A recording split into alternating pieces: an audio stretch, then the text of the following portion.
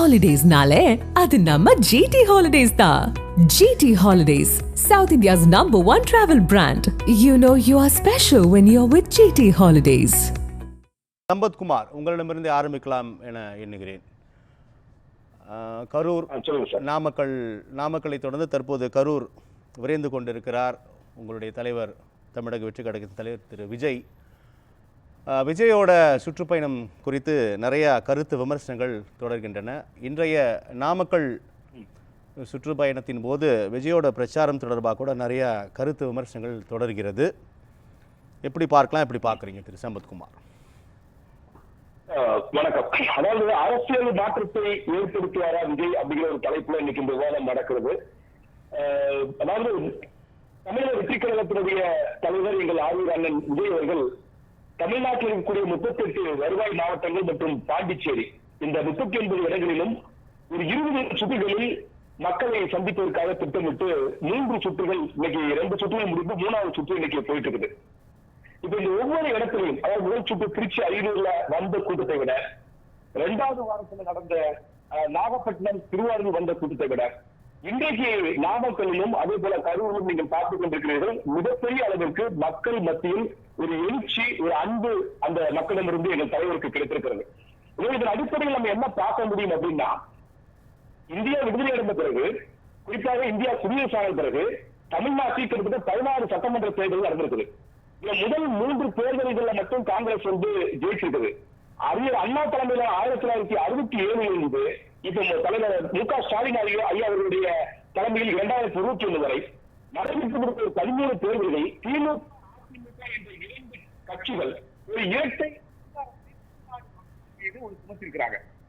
இந்த அதிகாரங்கள் இரண்டுமே முடிவுக்கு வரும். தமிழ்நாட்டு அரசியலில் ஏற்கனவே தமிழக வெற்றி கழகத்துடைய தலைவர் விஜய் அவர்கள் ஒரு அரசியல் மாற்றத்தை ஏற்படுத்திவிட்டு இனி நடக்க வேண்டியது ஆட்சி மாற்றம் மட்டுமே.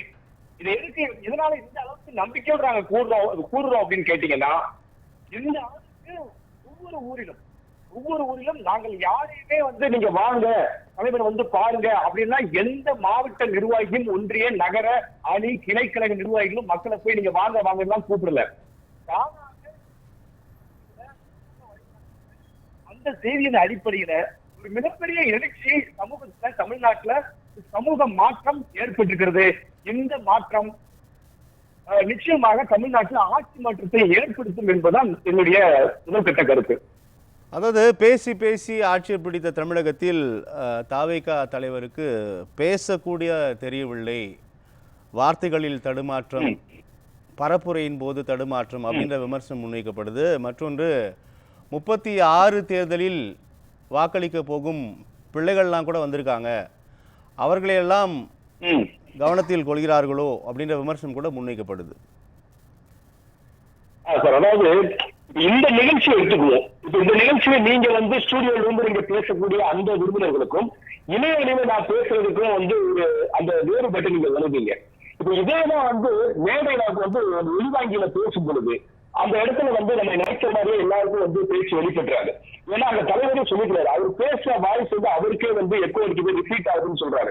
அப்ப அந்த இடத்துல பேசுறவங்களுக்கு தான் தெரியும் அது எந்த அளவுக்கு தொந்தரவா இருக்குன்னு சொல்லி. அங்க இருக்கக்கூடிய ஒளிவாங்கிலிருந்து வரக்கூடிய சத்தம், அந்த ஒளிபரிக்கையோடு வரக்கூடிய சத்தம் அவங்க பெரிய தொந்தரவாக இருந்திருக்கும். அதே மாதிரி உச்சரிப்புல அவருக்கு எந்த ஒரு 30 ஆண்டு காலமாக தமிழ்நாட்டில் பல்வேறு படங்களில் நடித்து அவர் எந்த அளவுக்கு தமிழை உச்சரிப்பார் அப்படிங்கிறது எல்லாத்துக்குமே தெரியும். அப்போ அவருக்கு வார்த்தைகளை பயன்படுத்துவதில் உச்சரிக்கிறதுல எந்த தயக்கமும் கிடையாது. இது ஒருவேளை பாத்தீங்க அப்படின்னா, ஒண்ணு தொழில்நுட்ப பிரச்சனை, 2வது அந்த அன்பின் காரணமாக ஒரு நிகழ்ச்சியில வார்த்தைகள் வராது, பேச்சாளர்கள் நல்லா தெரியும். கடந்த பிரச்சார பயணத்தின் போது கூட தொழில்நுட்ப பிரச்சனை ஏற்பட்டது. அவர் போகும் இடம் எல்லாமே இந்த தொழில்நுட்ப பிரச்சனை ஏற்படுகிறது. ஏன்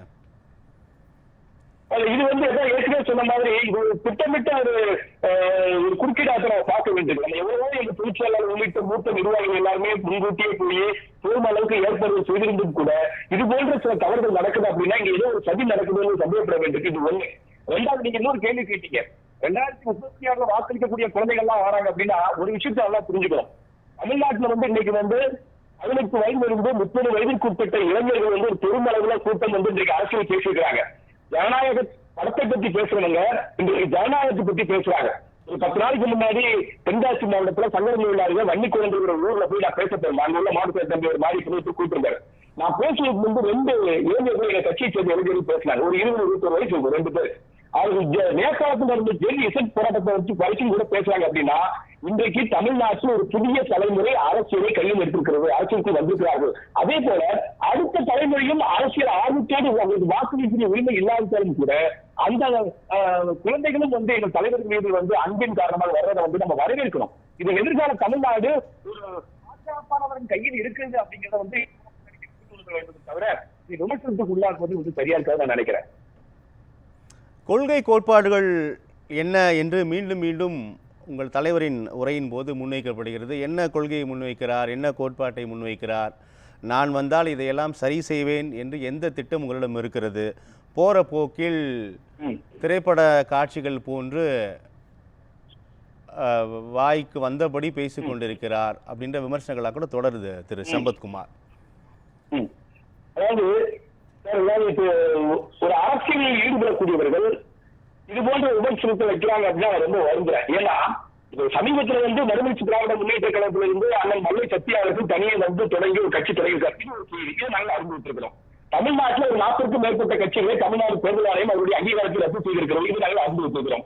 அப்போ தமிழ்நாட்டில் ஏற்கனவே பல ஆண்டுகளாக விஜய் மக்கள் இயக்கம் என்கின்ற ஒரு அமைப்பை கட்சி காத்து பல்வேறு நலத்திட்ட உதவிகளை செய்து உள்ளாட்சி தேர்தலில் போட்டியிட்டு தொகுதிகளில் வெற்றி பெற்ற ஒரு அமைப்பு, ஒரு சிறந்த மனிதனுடைய தலைமையில் ஒரு கட்சி தொடங்கி என்று சொல்லும்போது கட்சி தொடங்கின சமயத்துல இந்த கேள்வியை நீங்க முன் வச்சீங்கன்னா அதுக்கு நாங்க அன்னைக்கு அது பதில் சொல்றது கஷ்டப்பட்டோம், உண்மைதான். ஆனா விழுப்புரம் மாவட்டம் விக்கிரவாண்டி வி சாலையில அக்டோபர் மாதம் 27ஆம் தேதி கடந்த 2024 நடந்த மாநாட்டுக்கு பேரே கொள்கை திருவிழா. அந்த கொள்கை திருவிழாவில் தலைவருடைய பொருத்தரங்கள் எல்லாம் அந்த கொள்கையை வாங்கி நான் தான் வாசிச்சேன். அப்போ தமிழ்நாட்டில் ஒரு எழுச்சி கொண்ட ஒரு கட்சி வருது அப்படின்னா அந்த கட்சியினுடைய கொள்கையை முதல் மாநாட்டில் அறிவிக்கின்ற பொழுது அதை தமிழ்நாட்டில் ஏனைய அரசியல் கட்சிகள் அதை கவனிக்காததை விட அவங்களுக்கு வேற என்ன வேலை? தமிழக வெற்றி கழகத்தினுடைய கொள்கை என்ன சொல்கிறாங்க? பிறப்புக்கும் எல்லாம் என்கின்ற திருவள்ளுவருடைய அந்த கோட்பாடு, அதாவது பிறப்பால் அனைவரும் தலைமை அடிப்படை தத்துவத்தை வைத்துக் கொண்டு சாதி மத பொருளாதார பாலின மொழி வேறுபாடு இல்லாமல் அனைவருக்கும் அனைத்து அவருடைய தேவைகளும் லட்சியத்தோடு மதச்சார்பற்ற சமூக நீதி கொள்கைகளோடு நாங்கள் அரசியல் களத்தில் இறங்கியிருக்கிறோம். நாங்கள் ஆட்சிக்கு வந்தால் என்ன செய்வோம் என்கின்ற செயல் திட்டத்தையும் அந்த மாநாட்டில் நாங்கள் வெளிப்படுத்திக்கிறோம். இதுக்கு மேல என்ன வேணும்? இந்த தலைவருக்கு ஏற்கனவே ஒரு முறை சொன்னதுக்கு பிறகும் கூட மீண்டும் மீண்டும் தமிழக வெற்றி கழகத்தினுடைய கொள்கை என்ன கோட்பாடு என்கின்ற ஒரு கேள்வி வருது அப்படின்னா இந்த விமர்சனத்தை முன்வைக்கக்கூடியவர்கள் அந்த மீண்டும் அந்த மாநாட்டில் நடத்தவற்றை யூடியூப்ல போய் சேனல்ல போய் பார்க்க சொல்லுங்க. ஏன்னா இது மட்டும் சொல்லிட்டு இருக்க முடியாது. இல்லை பார்த்து தான் அதை முன்வைக்கிறாங்க கருத்தை திரு சம்பத்குமார். குடும்பமாக வருகிறார்கள், ஆண்கள் பெண்கள், பெண் பிள்ளைகள், ஆண் பிள்ளைகள், சிறுவர்கள், சிறுமியர்கள் எல்லாமே வராங்க. அவங்க கிட்ட நம்ம செய்தியாளர்கள் கூட நிறையா கேள்விகளை முன்வைக்கிற போது விஜயை பார்க்க வந்தோம், சூப்பர் ஸ்டாரை பார்க்க வந்தோம், அண்ணன் விஜயை பார்க்க வந்தோம் அப்படின்றதான் எல்லாமே பதில்களாக தருவதை நம்ம களத்தில் பார்க்க முடிகிறது. அதிலிருந்து தான் இந்த விமர்சனங்கள் எடுவதை நாம் புரிந்து கொள்ள முடிகிறது. சம்பத்குமார், இப்போ நீங்க வந்த கூட்டத்தை சார் நீங்க ஒட்டுமொத்தம் எப்படி பார்க்கணும் அப்படின்னா ஒரு பக்கம் எங்களுடைய கட்சியினுடைய தொண்டர்கள், நிர்வாகிகள், இது ஒரு பக்கம். 2வது பக்கம் யார் வராங்க அப்படின்னா எங்க கட்சியை ஆதரிக்கக்கூடிய ஆதரவாளர்கள்.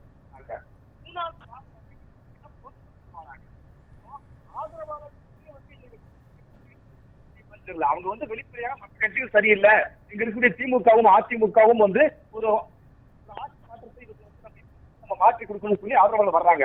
அவங்க இன்னும் முழுமையா உள்ள கேடன்ஸா வரணும், அவங்க மெம்பரா வரணும், கேடன்ஸா வரணும். ஏன்னா எங்க கேடன்ஸ்க்கு, எங்களுடைய கழகத்தினுடைய தோழர்களுக்கு, நிர்வாகிகளுக்கு நாங்கள் போதிய எங்கள் கட்சியுடைய கொள்கைகளை, கோட்பாடுகளை நாங்கள் சொல்லிக் கொடுத்துட்டு இருக்கிறோம். எங்கள் தலைவர் வெளியிடுகிற ஒவ்வொரு அறிக்கையும் அவர்களுக்கு அரசியல் பாடம்.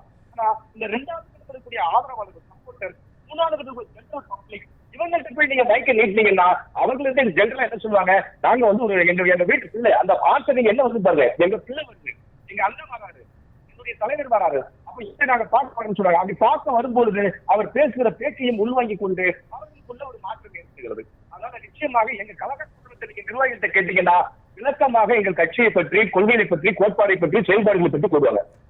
எழுதி தருவதை மிக சரியாக வாசிக்கிறார். எழுதி தருபவர்கள் சரியாக எழுதி தருகிறார்களா? நாளிதழ் படிக்கிறாரா? தமிழகத்தின் கலநிலவரம் அறியுமா? தமிழக அரசு பற்றி புரிதல் இருக்கிறதா? என்பன போன்ற பல்வேறு கருத்துக்கள், விமர்சனங்கள் பதில்களாக முன்வைக்கப்படுவதை நம்ம பரவலாக பார்க்குறோம். சம்பத்குமார், அந்த அளவுக்கு ஒரு தெளிவில்லாமல் பிரச்சாரத்தில் ஈடுபடுகிறாரா விஜய்? இது இந்த விமர்சனங்கள் யார் வைக்கிறாங்கன்னு பார்க்கணும். உங்களை மாதிரி ஊடகத்தில் உள்ளவர்கள் நடுநிலையானவர்கள், நீங்கள் ஜனநாயகத்துடைய 4வது தூண்கள். நீங்கள் வைக்கக்கூடிய விமர்சனங்கள் வந்து எப்படி இருக்கும்? ஒரு மாற்றம் ஏற்படுகிறது, ஒரு ஜனநாயக சக்தி உருவாகிறது, மக்கள் ஆதரவு இருக்கிறது. அப்ப இதை வந்து சரி செய்வதற்கு ஏதாவது குறை இருந்தா நீங்க சொல்றீங்க. உங்களை மாதிரியான ஊடகங்கள் சொல்லக்கூடிய கருத்துக்களை நாங்கள் ஏற்றுக்கொள்கிறோம்.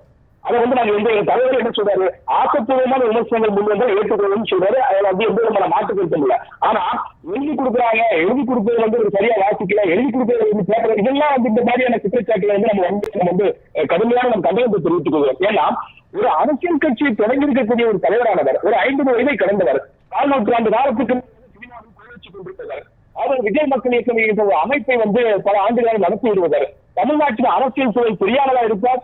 அவருக்கு எங்கள் தலைவருக்கு நடக்கக்கூடிய எல்லாவற்றையுமே ஆழ்ந்து கவனிக்கிறார். மிகச்சிறந்த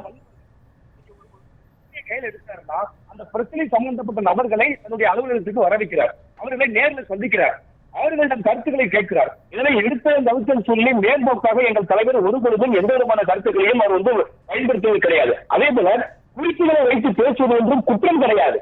ஒரு ஆகச்சிறந்த தலைவர் அவருடைய பேச்சை காண்பதற்காக லைவ்ல எல்லா சேனலும் லைவ் ஓடிட்டு இருக்குது. யூடியூப்ல வளைவுகளை தேடி பார்த்தீங்க, லட்சக்கணக்கான பேர் ஒரே நேரத்தில் இந்த தலைவருடைய பேச்சை கேட்கும் பொழுது கவனத்தோடு பேசுவதற்காக சில குறிப்புகளை கையில் வைத்திருக்கிறார். இதில் தவறு ஒன்றும் கிடையாது. அது யார் செய்யலாம், அந்த அளவுக்கு எங்க தலைவருக்கு அரசியல் தெரியாமல் இல்ல. அவர் தமிழ்நாட்டு அரசியலை ஆழ்ந்து கற்றவர், தமிழ்நாட்டு அரசியலை உன்னிப்பாக கவனித்துக் கொண்டிருக்கக்கூடியவர். இந்த விவாதம் முதற்கொண்டு ரெக்கார்ட் பண்ணா நாளைக்கு பார்க்கக்கூடிய அளவிற்கு தான் அவர் வந்து தன்னுடைய நேரத்தை இந்த மக்களுக்காக, இந்த தமிழ்நாட்டு மக்களுக்காக, அரசியலுக்காக செலவிட்டுக் கொண்டிருக்கிறார். நல்லது சம்பத்குமார்.